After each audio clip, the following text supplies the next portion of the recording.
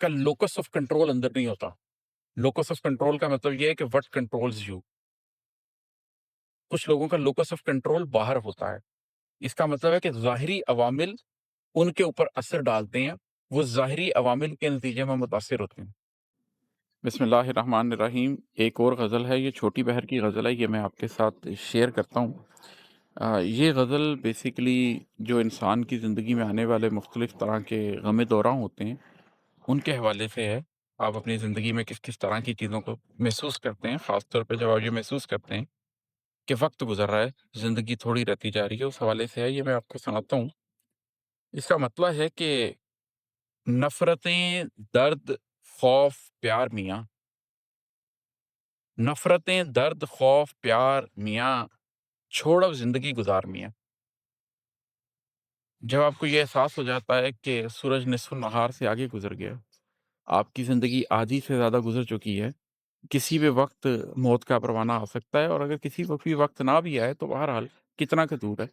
آپ چھوٹی عمر میں ہوتے ہیں، 15 16 18 20 سال کی عمر میں آپ کو لگ رہا ہوتا ہے کہ زندگی بہت لمبی ہے. مجھے ابھی بھی یاد ہے 15 سال 16 سال کی عمر میں پتہ چلتا تھا کوئی آدمی 55 سال کی عمر میں مر گیا تو لگتا تھا بڑی عمر پائی ہے اس نے. سوچتے تھے ہمارے پاس بہت زندگی پڑی ہے، بہت کچھ کریں گے. لیکن 40 45 سال کی عمر میں پہنچتے پہنچتے آپ کو نظر آ جاتا ہے کہ آپ نے پچھلے 30 35 40 سال میں کیا کر لیا ہے اور آپ اگلے 30 35 40 سال میں کیا کر سکتے ہیں. تو پھر ایک کیفیت آپ کے اندر پیدا ہوتی ہے کہ یار میں نے زندگی کے کتنے پل نفرتوں کو دے دیے، کتنے پل درد کو، تکلیف کو دے دیے، کتنے پل خوف کو دے دیے، آنے والے پل کے خوف، رشتوں کے خوف، ترقی کا خوف، کسی نہ کسی طرح کے خوف کی نظر کر دیے، کتنے پل پیار کی نظر کر دیے. تو یہ سارے پل جو آپ نے اپنی زندگی سے کاٹ دیے یہ آپ کے تو نہیں تھے. کسی کے ساتھ نفرت نبھائی، کسی تکلیف میں وقت گزارا، کسی شخص کے، کسی واقعے کے، کسی چیز کے خوف میں وقت گزارا، کسی شخص کی، کسی چیز کی محبت میں وقت گزارا، زندگی تو گزاری ہی نہیں. تو جب آپ کو یہ احساس ہوتا ہے تو پھر آپ ایک دفعہ اپنے آپ سے رک کر کہتے ہیں کہ نفرتیں، درد، خوف، پیار میاں، چھوڑ اب زندگی گزار میاں. اپنی زندگی کی طرف دھیان دے.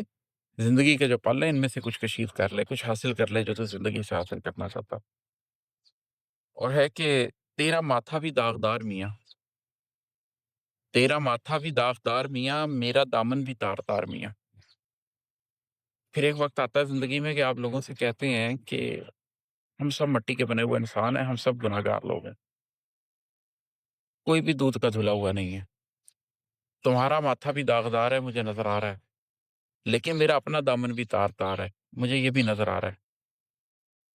یہ وقت زندگی میں کسی کو اس کے دامن کے داغ دکھانے پہ یا ماتھے کے داغ دکھانے پہ یا کسی کو اس کا تار تار دامن دکھانے کے لیے نہیں ہے. یہ وقت اس لیے ہے کہ تم اپنے داغوں کی حفاظت کرو. میں اپنے دامن کے تار کو سینے کی کوشش کرتا ہوں، اپنی زندگی سے کچھ حاصل کرنے کی، کچھ کشید کرنے کی کوشش کرتے ہیں. اور ہے کہ پہلے تنہائی روز کاٹتی ہے، پہلے تنہائی روز کاٹتی ہے، آ ہی جاتا ہے پھر قرار میاں. جب آپ اپنی ذات کو وقت دینے لگتے ہیں، ایک دفعہ ساری نفرتوں سے، سارے خوفوں سے، سارے دردوں سے، سارے پیاروں سے اپنے آپ کو علیحدہ کرتے ہیں، یہ سب کچھ کرنے کے بعد صرف اپنی ذات کے بارے میں سوچتے ہیں، تو شروع میں یہ مشکل ہوتا ہے. سوشل آئسولیشن آپ کو امبریس کرنی پڑتی ہے، آسان نہیں ہوتی. تو تنہائی آپ کو کاٹتی ہے، روز کاٹتی ہے. لیکن پھر آہستہ آہستہ آپ اس تنہائی کے عادی ہو جاتے ہیں، آپ اس تنہائی سے ہی معنی کشید کرنے لگ جاتے ہیں. جو شخص اندر کی دنیا کا حامل ہو جائے، اپنے اندر کو سمجھنے لگ جائے، اس کو پھر قرار آ جاتا ہے. پھر اس کو تنہائی نہیں کاٹتی، تنہائی سے اس کا ایک انس ڈیولپ ہو جاتا ہے، ایک محبت ہو جاتی ہے، ایک حب کریٹ ہو جاتا ہے اس کے ذات کے اندر، اور پھر تنہائی کو ہی امبریس کر لیتا ہے وہ شخص. اور ہے کہ کیا گنے گا جنوں کے ماہو سال، کیا گنے گا جنوں کے ماہو سال، سانس کی پھانس کر شمار میاں. جوانی میں نا آپ کو بڑا حوصلہ ہوتا ہے کہ میں جنون کے ساتھ ماہو سال گزار لوں گا، مجھے کوئی دھن ہوگی تو میں اس دھن کے ساتھ بہت دور تک چلا جاؤں گا. لیکن پھر جب آپ کو یہ احساس ہونے لگ جاتا ہے کہ آپ کا یہ بدن تو گھل رہا ہے، آپ تو رفتہ رفتہ مٹی ہو رہے ہیں، ابھی سانسیں باقی ہیں، لیکن چہرے پہ جھریاں تو آ رہی ہیں، بالوں میں چاندنی تو آ رہی ہے، ماتھے کے اوپر بل تو آ رہے ہیں، جلد تو لٹک رہی ہے. تو پھر آپ کو آہستہ آہستہ احساس ہوتا ہے کہ جنوں کے ماہو سال کیا گننے ہیں آپ نے، سانس کی جو پھانس ہے اس کو شمار کر لیں تو بڑی بات ہے. وہ جو پاس انفاس کا ایک سلسلہ ہے جس میں آپ سانس کھینچتے ہیں تو اللہ کا ذکر کرتے ہیں اور سانس لیتے ہیں تو اللہ کا ذکر کرتے ہیں۔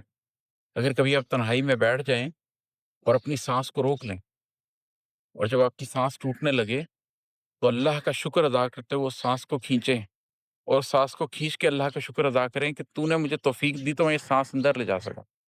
اور پھر تھوڑی دیر بعد جب وہ سانس آپ سے سنبھالا نہ جائے تو پھر اللہ کا شکر کر کے اس سانس کو باہر نکالیں اور پھر اللہ کا شکر کر کے اس سانس کو کھینچیں اور پھر اللہ کا شکر کر کے اس سانس کو نکالیں، تو آپ کو احساس ہوگا کہ یہ جو پاس انفاس کا پورا عمل ہے جس میں آپ اللہ کا ذکر کرتے ہوئے سانس کھینچتے ہیں اور اللہ کا ذکر کرتے ہوئے سانس نکالتے ہیں، اور اس سانس کے ایسے چلنے کے نتیجے میں آپ کو ایک پھانس محسوس ہوتی ہے شروع میں، آپ کو ایک ہیبت محسوس ہوتی ہے، آپ کو ایک خوف محسوس ہوتا ہے کہ میں صرف اس سے ایک سانس کی ماروں، ایک سانس نہ کھینچ سکا تو گیا، ایک سانس نہ نکال سکا تو گیا۔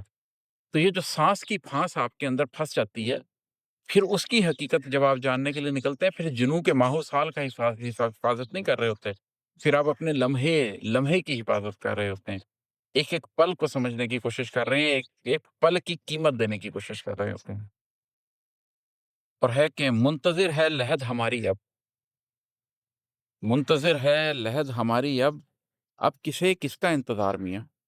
پھر ایک یہ کیفیت بھی پیدا ہوتی ہے کہ آپ کو احساس ہوتا ہے کہ میری قبر میری لحد مجھے پکار رہی ہے، صبح و شام پکار رہی ہے، صبح و شام مجھے یاد کر رہی ہے۔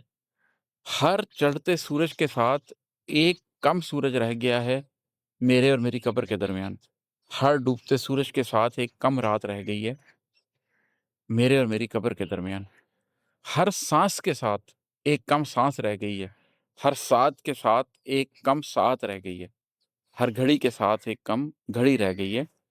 تو پھر آپ کو کسی کا انتظار نہیں رہتا، پھر آپ اپنے اور اپنے اللہ کے رشتے کے درمیان سوچ رہے ہوتے ہیں، پھر آپ یہ نہیں سوچ رہے ہوتے کہ کوئی شخص 1 گھنٹے بعد آئے گا اور کون کل آئے گا اور کون پرسوں آئے گا، اس لیے آپ کو تو اپنی پڑی ہوتی ہے۔ اگر آپ کو اس دنیا میں ہی اپنی پڑ جائے اور آپ روز محشر کے انتظار میں لگ جائیں اور ایک ایک پل کی حفاظت کرنے لگ جائیں، تو پھر اس دنیا میں کس کا انتظار رہتا ہے؟ جیسے روز محشر میں کسی کو کسی کا خیال نہیں ہوگا، آپ کو بھی کسی کا خیال نہیں ہوگا، آپ صرف اپنے بارے میں سوچ رہے ہوں گے، اپنی ذات کو بچا رہے ہوں گے، اور دوسرے کا بھی خیال ہوگا تو اس لیے ہوگا کہ خود کو بچانے کے لیے ضروری ہے کہ دوسرے کو بچانے کی بھی میں فکر کروں۔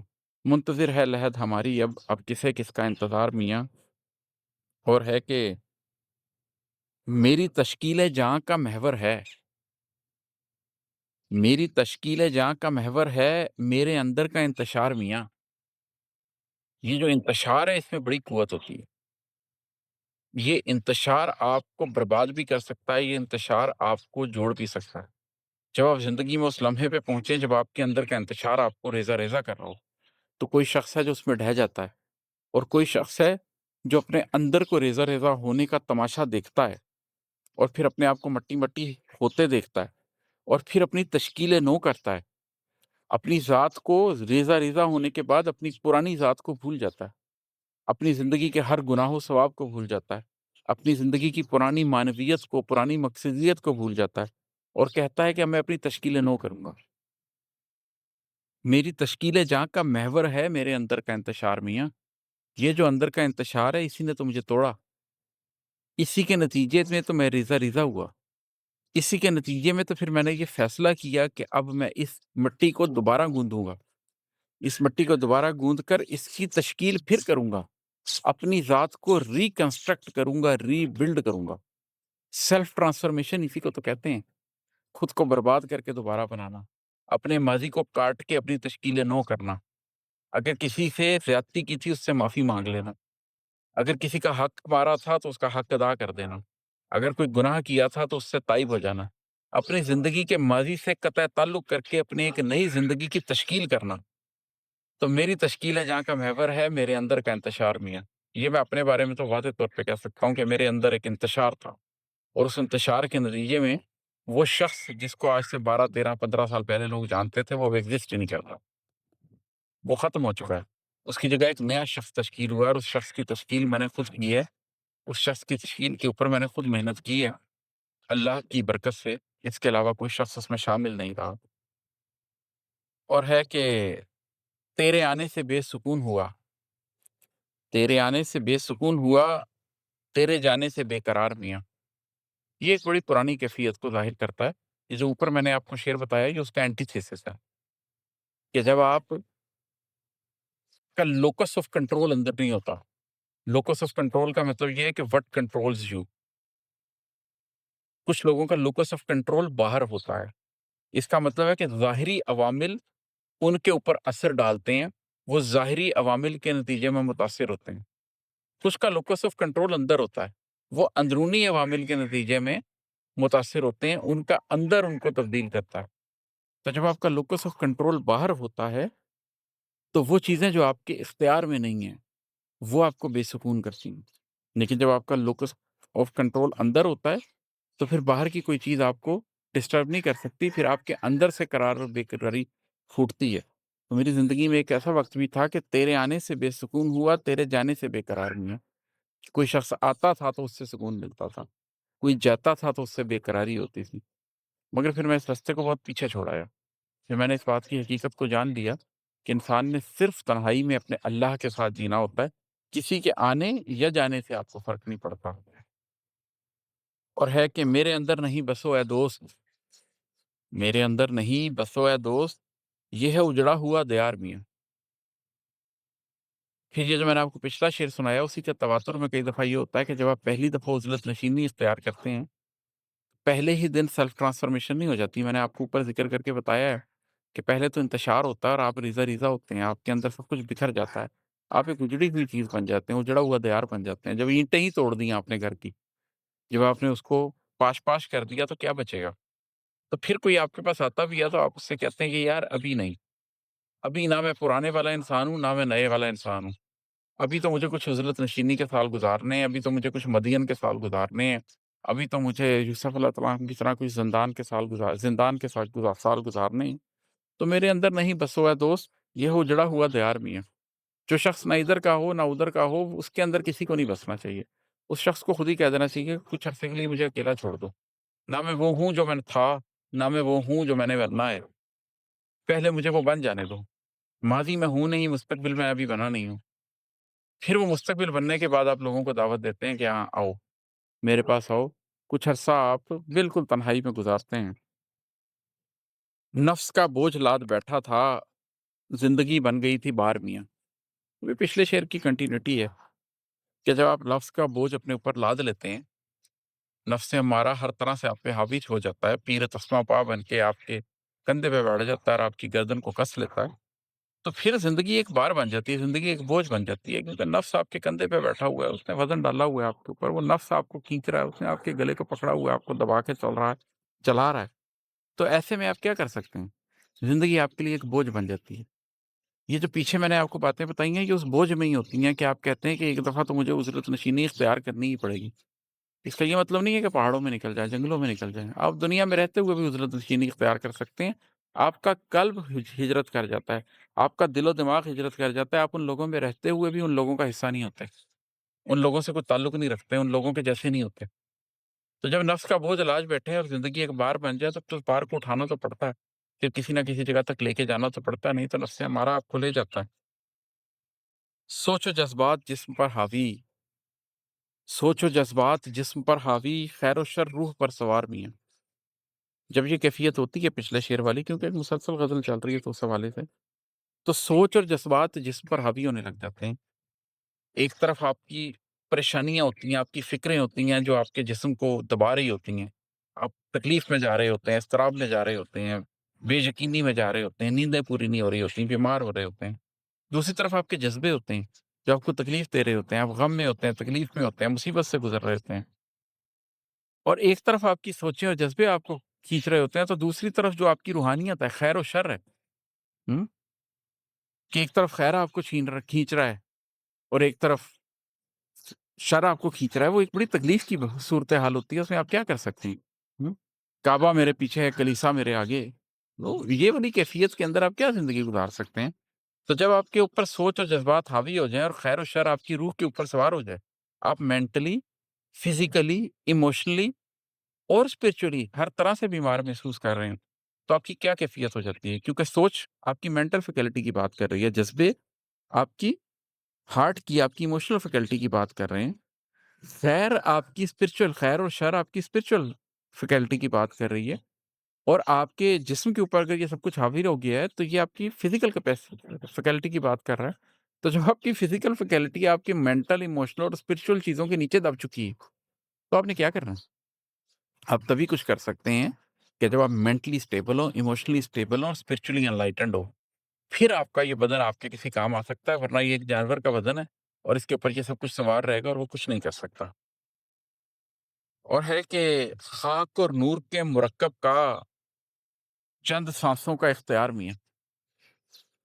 हम क्या हैं, ये बात मैं बार-बार करता हूँ, एक खाक है और एक नूर है। एक जिस्मानी वजूद है हमारा जो जानवर है, एक रूहानी वजूद है हमारा जो फरिश्ता है। एक जानवर और फरिश्ते के इम्तिज़ाज से हमें उसके मुरक्कब से एक चीज़ बना दी गई है। आप, मैं, हम सारे लोग खाक और नूर का मुरक्कब हैं, जानवर और फरिश्ते का मुरक्कब हैं। तो इस जानवर और फरिश्ते के मिलाप पे एक अननेचुरल मिलाप है जो कुछ सांसों के लिए दिया गया। जिस वक़्त साँस उखड़ गई, मट्टी ने मट्टी में चले जाना है, रूह ने नूर की तरफ चले जाना है। कोई ताल्लुक ही नहीं है इनका, कोई रिश्ता ही नहीं है इनका। कुछ सांसों के लिए इनको एक इख्तियार दिया गया है, उस इख्तियार की क्या हैसियत है और हम उस इख्तियार को क्या समझ बैठते हैं। बड़े-बड़े पॉलिटिकल लीडर हों, बड़े-बड़े जर्नैल हों, बड़ी-बड़ी मीडिया पर्सनैलिटीज़ हों या हम आम लोग हों, जिसके हाथ में जितनी कुव्वत है वो उतना फ़िरौन बनने की कोशिश करता है। इसकी हकीकत क्या है? ये चंद सांसों का इख्तियार है जिसका भी है।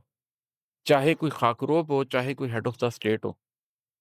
अगर हम अपनी हकीकत को जानने की कोशिश करें, तो इस खाक और नूर के मुरक्कब का चंद सांसों का इख्तियार भी है। उसके ऊपर क्या बड़ाई इख्तियार करनी, क्या खुद को बड़ा समझना, क्या खुद को ऊँचा समझना, अपनी हकीकत को जानना चाहिए इंसान को। इंसान को ये बात समझनी चाहिए कि वो कितना कितना कितना अदना है, वो कितना मुश्किल में फँसा हुआ है, उसका इख्तियार एक इम्तिहान से ज़्यादा कुछ भी नहीं है। ये एक बेमानी इख्तियार है, जो कुछ देर के लिए दिया गया है। जो इस शख्स इस बात को समझ लेता है, वो अपने इख्तियार का इस्तेमाल किसी और तरह से करता है। जो एक टेस्ट के तौर पर इस इख्तियार का इस्तेमाल करता है और बकता है कि अपने अश्कों पे बंद बाँध हिमात, अपने अश्कों पे बंद बाँध हिमात, दर्द पर खींच ले हसार मियाँ। जब आपको समझ आ जाती है ना कि मैं तो अकेला हूँ इस टाइम एंड स्पेस के टेस्ट में, ये चंद सांसों का मेरा इख्तियार है, तो आपको पता लग जाता है आप कितने बड़े टेस्ट में हैं।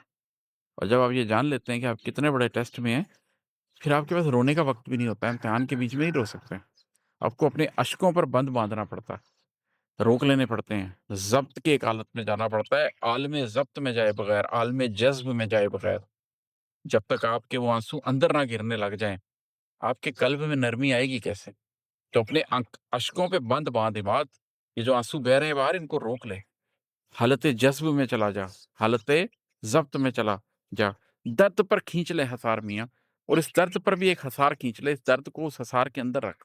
इसलिए कि इसी दर्द को तो कशीद करना है, इसी दर्द से तो तहरीक हासिल करनी है। तो जब वो अश्क अंदर गिरेंगे तो वो नरमी पैदा करेंगे। जब वो दर्द अंदर होगा तो वो तहरीक पैदा करेगा। वो गर्मी पैदा करेगा जिससे अपनी ज़ात की तश्कील होती है। तो जो शख़्स अपने अश्कों को रोक नहीं सकता और अपने दर्द के गिर्द हसार नहीं खींच सकता और उसके बाद अपनी ज़ात के अंदर एक बनबास नहीं काट सकता, जिसके अंदर वो हो, उसका रब हो और वो अपनी ज़ात को समझने की कोशिश कर रहा हो, अपनी ज़ात की हकीकत जानने की कोशिश कर रहा हो, अपनी ज़िंदगी की मानवियत और अपनी ज़िंदगी की मकसदियत तक पहुँचने की कोशिश कर रहा हो, वो बहुत पीछे रह जाता है। यही ग़ज़ल आज मेरा आपके लिए पैगाम भी है। उम्मीद है आप लोगों को पसंद आई होगी। फिर इंशाअल्लाह ताला आपसे भी बात करूँगा। अस्सलाम वालेकुम।